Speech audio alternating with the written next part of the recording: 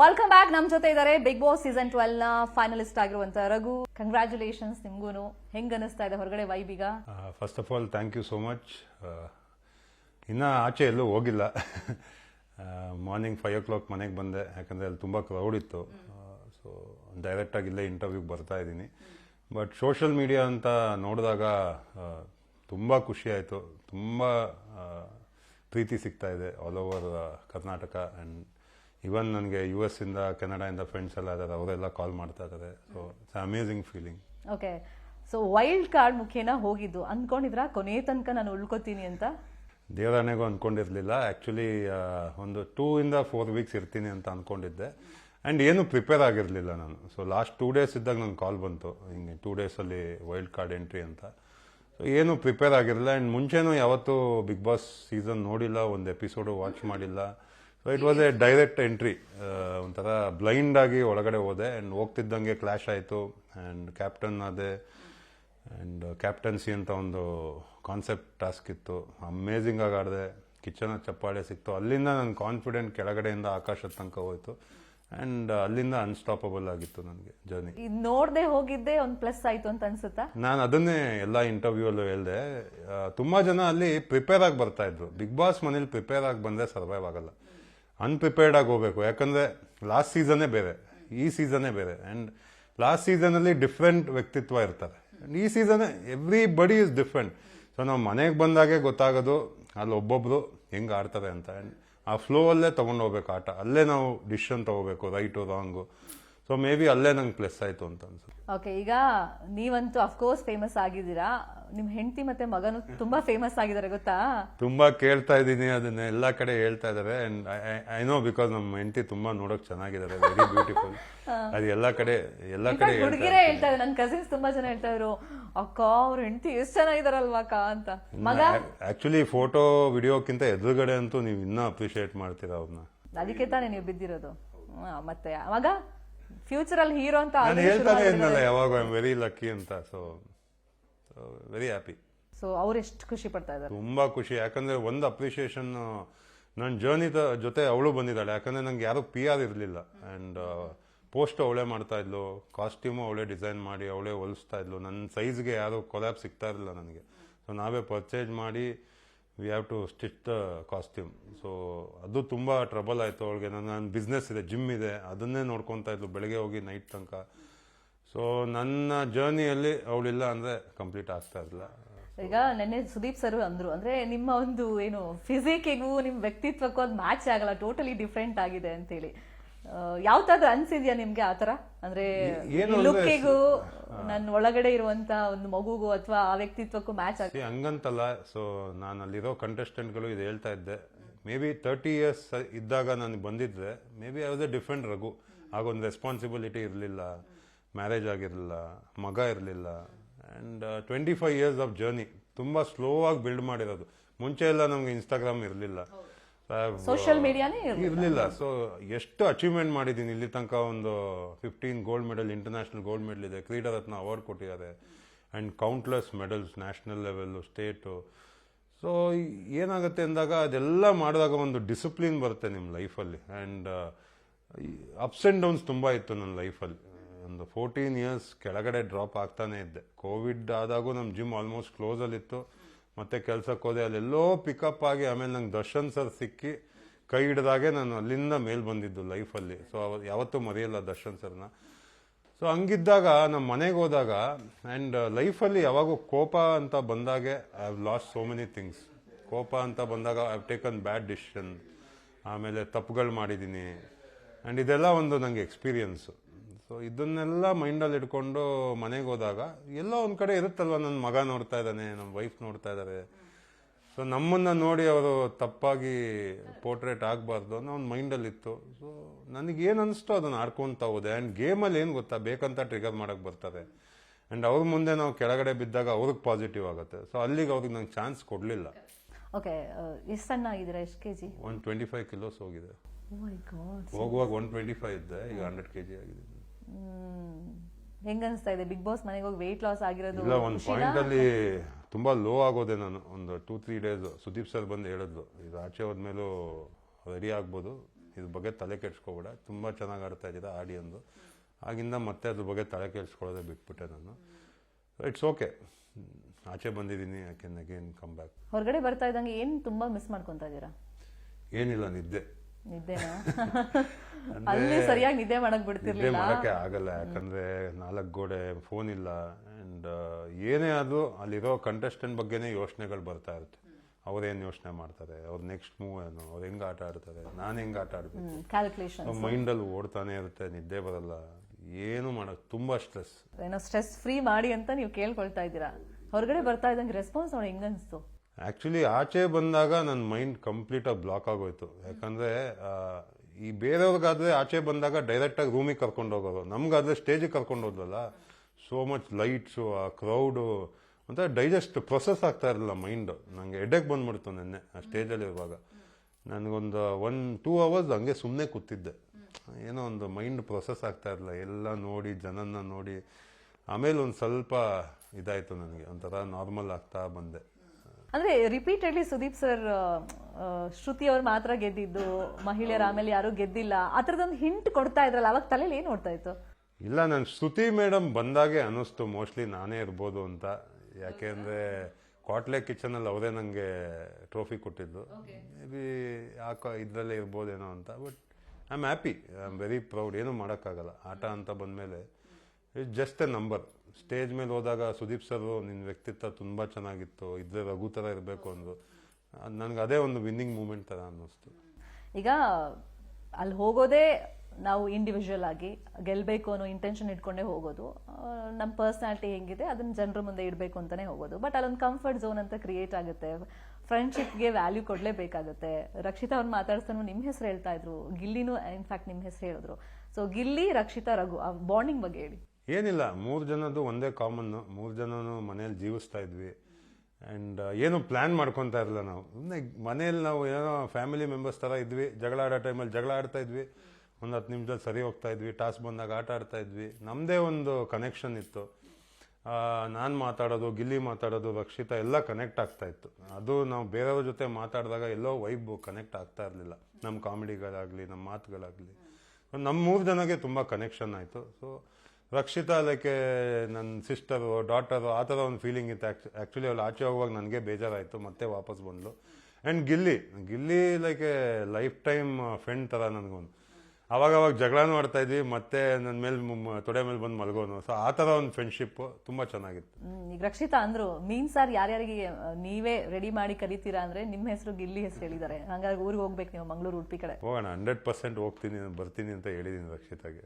ಈ social media ಬಗ್ಗೆ ನೀವು ಅಂದ್ರಿ, ಅಂದ್ರೆ ಅವಕಾಶಗಳನ್ನು ನೀವು ಸೇರಿಸಿ ಹೇಳಿದ್ರಿ. ಅಂದ್ರೆ ಆಗಿನ ಕಾಲದಲ್ಲಿ ಅವಕಾಶಗಳು ಅಂದ್ರೆ ಸೋಷಿಯಲ್ ಮೀಡಿಯಾ ಇದ್ದಿದ್ರೆ ಇನ್ನೂ ಪಾಪ್ಯುಲರ್ ಆಗ್ತಿದ್ವು ಅಂತ. ಸೊ ಈಗ ಹೊರಗಡೆ ಬಂದು ನೋಡಿದಾಗ ತುಂಬಾ ಖುಷಿ ಆಯ್ತು ಅಂತ. ಆ ಕಾರ್ಟೂನ್ಸ್ ಎಲ್ಲ ನೋಡಿದ್ರ ಸೋಷಿಯಲ್ ಮೀಡಿಯಾದಲ್ಲಿ? ನೋಡ್ಬೇಕು ನಾನು. ನೋಡಿಲ್ವಾ? ನೋಡಿಲ್ಲ, ಏನು ನೋಡಿಲ್ಲ. ಕಮೆಂಟ್ಸ್ಗಳು ಏನು ಓದಿಲ್ಲ, ನಥಿಂಗ್. ಮೊಬೈಲ್ ಏನ್ ಬೇಡ ಅಂತ ಅನ್ಸುತ್ತಾ? ಮೊಬೈಲ್ ಬೆಳಗ್ಗೆ ಯೂಸೇ ಮಾಡಕ್ ಆಗ್ತಾ ಇಲ್ಲ ನನಗೆ. ಸ್ಕ್ರಾಲ್ ಮಾಡಕ್ ಆಗ್ತಾ ಇಲ್ಲ, ಮೆಸೇಜ್ ಎಲ್ಲಿ ಹೋಗ್ಬೇಕು ಅಂತ ಗೊತ್ತಾಗ್ತಾ ಇಲ್ಲ. So I just want to sleep. Mobile ಗಿಬೈಲ್ ಏನೂ ಬೇಡ ನನಗೆ. ಒಂದು 2-3 ದಿವಸ ಐ ವಾಂಟ್ ಟು ಸ್ಲೀಪ್. ನಿದ್ದೆ ಮಾಡ್ಬೇಕು ನಾನು. ಇರಿಟೇಟ್ ಆಗ್ತಾ ಇದೆಯಾ ಅದೆಲ್ಲ? ಈ ಲೈಟ್ ಎಲ್ಲ ಒಂಥರ ಇವನ್ ಜನ ಅಂದ್ರೆ ನ್ಯೂ ಫೇಸ್ ಪ್ರೊಸೆಸ್ ಮಾಡಕ್ ಆಗ್ತಾ ಇಲ್ಲ. ಒಂದ್ 3 ತಿಂಗಳಿಂದ ಒಬ್ಬರನ್ನೇ ನೋಡ್ತಾ ಇರ್ತೀವಿ, ಒಂದು ಇಷ್ಟೇ ಜನನ್ನ, ಹೊಸ ಫೇಸಸ್ ಅಲ್ವಾ. ಸೊ ನೀವೇನ್ ಯೋಚನೆ ಮಾಡ್ತಾ ಇದ್ದೀರಾ, ಅವ್ರೇನು ಆ ತರ ಬರುತ್ತೆ ಮೈಂಡ್. ಸೊ ಅಶ್ವಿನಿ ಅವ್ರ ಬಗ್ಗೆ ಹೇಳಿ. Ashwini is A good friend. ಚೆನ್ನಾಗಿತ್ತು. ಸ್ಟಾರ್ಟಿಂಗ್ ಅಲ್ಲಿ ತುಂಬಾ ಕ್ಲಾಶಸ್ ಆಯ್ತು, ಅಂಡ್ ಕ್ಲಾಶ್ ಹೋಗ್ತಾನೆ ಇತ್ತು. ಅಂಡ್ ಅಡ್ಗೆ ಅಂತ ಬಂದಾಗ ಒಂಚೂರು ಕನೆಕ್ಟ್ ಆಗ್ತಾ ಇದ್ವಿ, ಯಾಕಂದ್ರೆ ಅವರು ಅಡ್ಗೆ ಮಾಡಕ್ ಬರೋದು. ವೀಕೆಂಡ್ ಅಲ್ಲಿ ಡ್ಯಾನ್ಸ್ ಅಂತ ಬಂದಾಗ ತುಂಬಾ ಕನೆಕ್ಟ್ ಆಗ್ತಾ ಇದ್ವಿ. ಸೊ ಇಟ್ಸ್ ನೈಸ್, ಅಂತ ಒಳ್ಳೆ ಫ್ರೆಂಡ್ಶಿಪ್. ಏನ್ ಅವ್ರ ಜೊತೆ ಮಾತಾಡಕ್ ಭಯ ಆಗುತ್ತಾ? ಭಯನಾ? ಇಲ್ವಲ್ಲ, ಯಾವಾಗ್ಲೂ ಕ್ಲಾಶ್ ಆಗ್ತಾ ಇತ್ತು. ಆಮೇಲೆ ಅದೇ ವೀಕೆಂಡ್ ಅಲ್ಲಿ ನೋಡಿದ್ರೆ ಡಾನ್ಸ್ ಮಾಡ್ತಾ ಇದ್ರಿ. ಏನಿಲ್ಲ, ನಂಗೆ ಸುದೀಪ್ ಸರ್ ನಮ್ಮಿಬ್ಬರನ್ನು ಕರೆದು ಡ್ಯಾನ್ಸ್ ಮಾಡಿಸ್ತಾ ಇದ್ರು, ಯಾಕಂದ್ರೆ ನನಗ್ ಡ್ಯಾನ್ಸ್ ಬರಲ್ಲ. ಮೇ ಬಿ ನಮ್ಮ ಏಜು ಅವ್ರ ಏಜು ಆಲ್ಮೋಸ್ಟ್ ಮ್ಯಾಚ್ ಆಗ್ತಾ ಇತ್ತು, ಅದಕ್ಕೆ ಅದು ಕನೆಕ್ಟ್ ಆಯ್ತೋ ಏನೋ. ಯೂತ್ಸ್ಗೆ ಏನ್ ಮೆಸೇಜ್ ಕೊಡ್ತೀರಾ ನೀವಂದ್ರೆ? ಈ ಅವಕಾಶಕ್ಕೋಸ್ಕರ ನಾವು ಅವಾಗೆಲ್ಲ ತುಂಬಾ ಕಾಯ್ತಾ ಇದ್ವಿ. ಇವಾಗಂತೂ ಪ್ಲಾಟ್ಫಾರ್ಮ್ಸ್ ತುಂಬಾ ಇದೆ, ಅದನ್ನ ಹೆಂಗ್ ನಾವು ಯುಟಿಲೈಸ್ ಮಾಡ್ಕೊಳ್ತೀವಿ ಅನ್ನೋದು ಇಂಪಾರ್ಟೆಂಟ್ ಆಗುತ್ತೆ. ಅದ್ರಲ್ಲಿ ಬಿಗ್ ಬಾಸ್ ಒಂದು ವೇದಿಕೆ.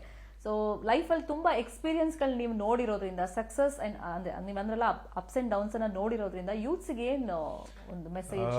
ಏನು ಅಂದ್ರೆ, ಇವಾಗ ಬಿಗ್ ಬಾಸ್ ನೋಡಿ, ಈ ವರ್ಷ ಲಾಸ್ಟ್ ಇಯರ್ 5 CR ಒಂದು ಹಿಸ್ಟ್ರಿ ಅಂತ ಹೇಳೋದು, ಈ ಸತಿ ನೋಡಿ ಹೆಂಗೋಗಿದೆ.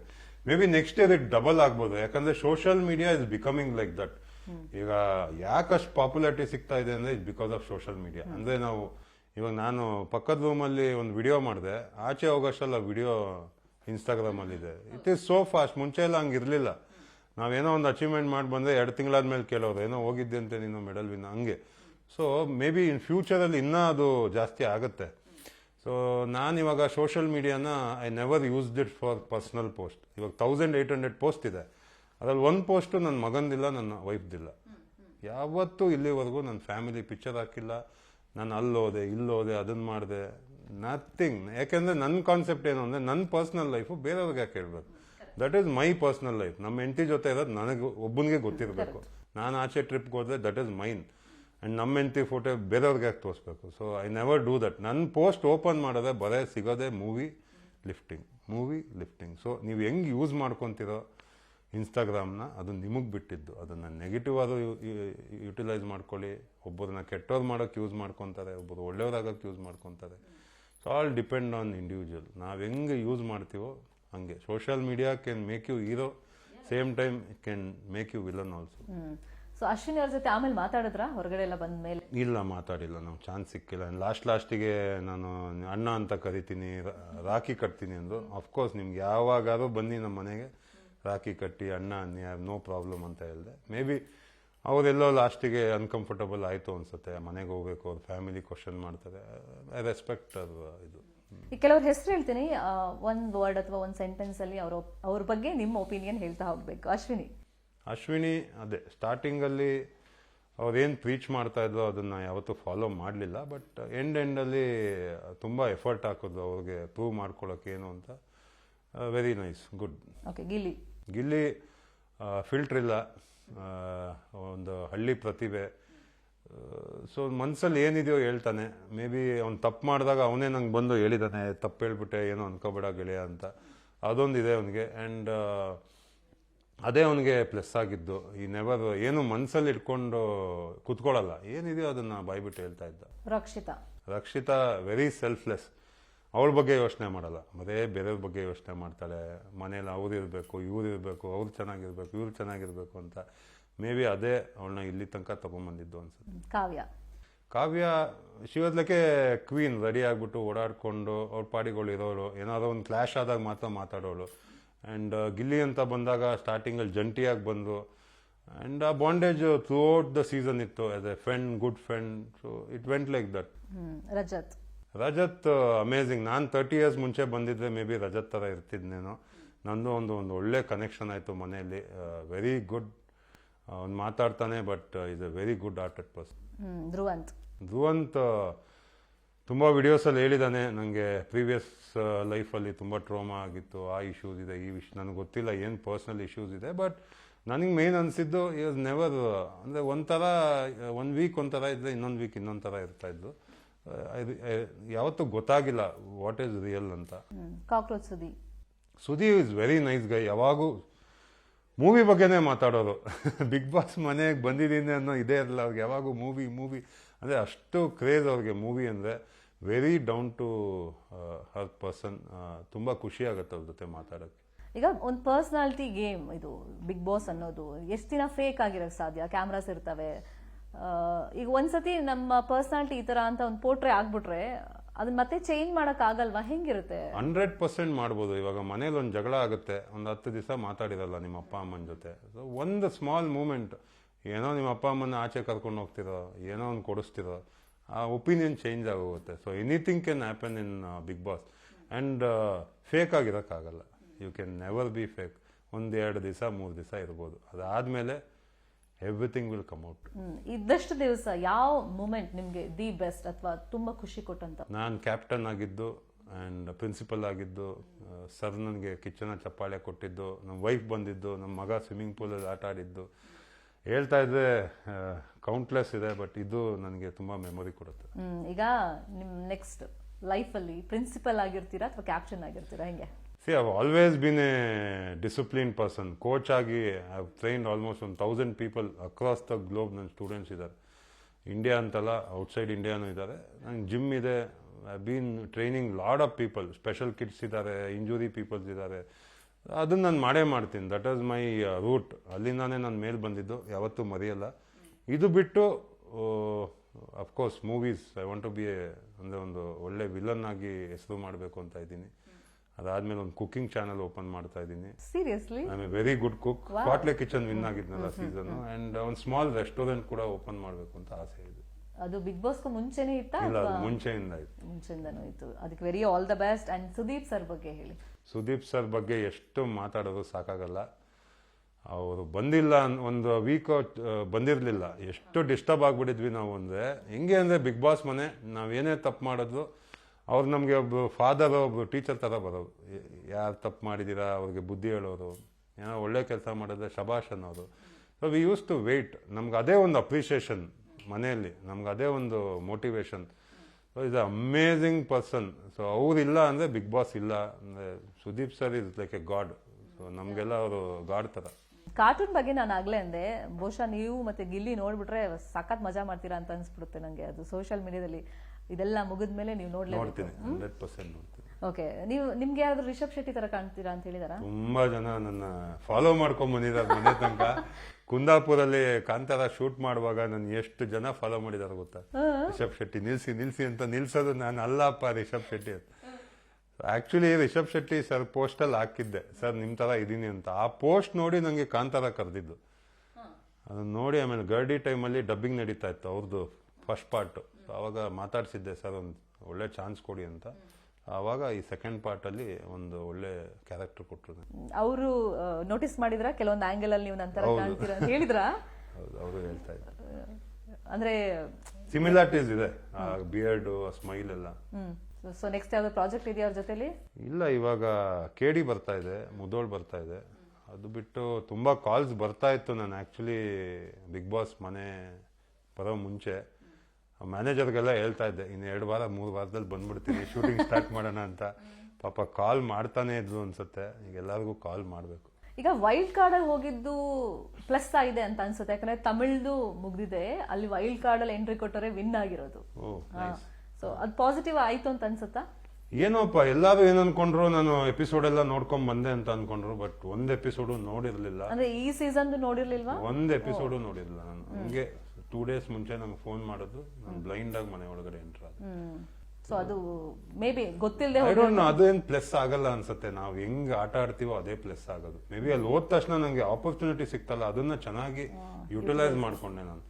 ಯಾಕಂದ್ರೆ ಎಂಟೈರ್ 16 ವೀಕ್ ತಗೊಂಡ್ರೆ ನನ್ನ ಕ್ಯಾಪ್ಟನ್ ಆಗಿರೋ ವೀಕೆ ಬೆಸ್ಟ್ ಕ್ಯಾಪ್ಟನ್ಸಿ ಆಗಿರೋದು. ಒಂದು ಕಾನ್ಸೆಪ್ಟ್ ಮಾಡಿದ್ದೆ 2, ರಿಸಾರ್ಟ್ದೊಂದು, ಪ್ರಿನ್ಸಿಪಲ್ದೊಂದು. ನಂದೇ ತುಂಬಾ ಚೆನ್ನಾಗಿದ್ದು.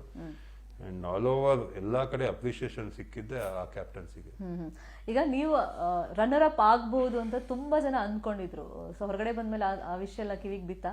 ಹೇಳ್ತಾ ಇದ್ದು, ನಮ್ಮ ವೈಫ್ ಹೇಳ್ತಾ ಇದ್ದು. ಹ್ಯಾಪಿನಾ ಆ ಪ್ಲೇಸ್ಗೆ? ಇಲ್ಲ, ನಾನು ಹೇಳಿದ್ನಲ್ಲ, ಡಿಸಪಾಯಿಂಟೆಡ್ ಅಂತೂ ಇದೆ. ಬಟ್ ಇವಾಗ ಆಗೋಯ್ತು, like everything is over. But Sudeep sir ನನ್ನ ಬಗ್ಗೆ ಮಾತಾಡಿದ್ ನಂಗೆ ತುಂಬಾ ಖುಷಿ ಆಗೋಯ್ತು. ಲೈಕ್ ಯಾರ ಬಗ್ಗೆನೂ ಹಂಗೆ ಮಾತಾಡಿಲ್ಲ, ನನ್ನ ಬಗ್ಗೆ ಹಂಗೆ ಮಾತಾಡಿದ್ದು. So I felt like I won this show. And win ಆಗ್ಲೇಬೇಕು ಅಂತಿಲ್ಲ ಜನರ ಪ್ರೀತಿಗೆ. ಸೊ ಅಲ್ಲಿ ನಮ್ಮ ವ್ಯಕ್ತಿತ್ವ ತೋರ್ಸೋದನ್ನೇ ಕನೆಕ್ಟ್ ಆಗ್ತದೆ. ಅದು ವ್ಯಕ್ತಿತ್ವದ ಆಟ ಅಂತಾನೆ ಇರೋದು ಬಿಗ್ ಬಾಸ್. ಅದು ನೀವು ಪ್ರೂವ್ ಮಾಡಿದ್ರ. ಈಗ ನೀವಂದ್ರೆ 25 kg ಸಣ್ಣ ಆಗಿದ್ದೀರಾ ಅಂತ, ನೀವು ಕೋಚ್ ಕೂಡ ಆಗಿರೋದ್ರಿಂದ ಇನ್ ಎಷ್ಟು ದಿನ ಬೇಕು ಅದನ್ನ ಮತ್ತೆ ಬಿಲ್ಡ್ ಒಂದು 4-5 months ಬೇಕು. ಓ ಮೈ ಗಾಡ್. ಯಾಕಂದ್ರೆ ನಾವು ಊಟನೇ ಮಾಡ್ತಾ ಇರಲಿಲ್ಲ ಅಲ್ಲಿ. ಅನ್ಸ್ತಾ ಇತ್ತಾ ಅಪ್ಪ ಹೊರಗಡೆ ಊಟ ಸಿಕ್ತಿತ್ತು, ಇಲ್ಲಿ ಯಾಕೆ ಬಂದೆ? ಇಲ್ಲ, ನಂಗೆ ತುಂಬಾ ಸತಿ ಅದು ಮೈಂಡ್ ಬ್ಲಾಕ್ ಮಾಡೋದು. ಬಟ್ ಐ ಯೂಸ್ ಟು ನಾನೇ ನನಗೆ ಮಾತಾಡ್ಕೊಂತ ಇದ್ದೆ, ಇನ್ನೊಂದ್ ಸ್ವಲ್ಪ ದಿವಸ ಅನ್ಕೊಂಡ್ ಬಂದು 100 days ಆಗೋಯ್ತದ. ಓಕೆ, ಈಗ ದೇಹ ಹಿಂಗಿದೆ.